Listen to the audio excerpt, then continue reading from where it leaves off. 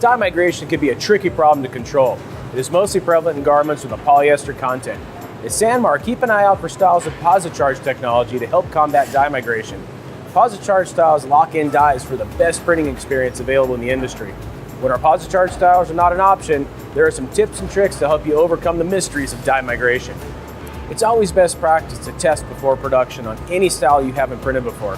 For ways to test before printing an actual sample, check with your ink supplier for recommendations. Always be sure to choose an ink and a base that are designed to control dye migration. These generally have a lower cure temp and low bleed characteristics. Again, check with your ink suppliers for their recommendations. When starting any print job, preheat your palettes prior to starting production. Keeping your palettes at the right temperature is a constant balancing act for your operators who are adjusting the flash units as production starts.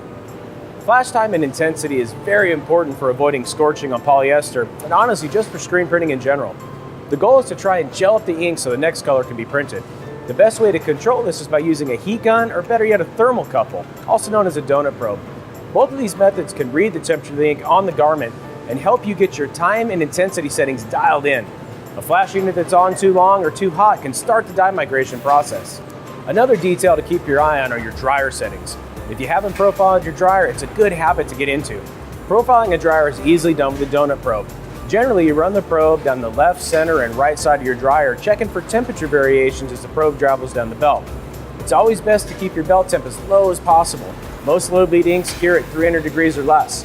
Also be sure you aren't running your product through the dryer too hot or too fast.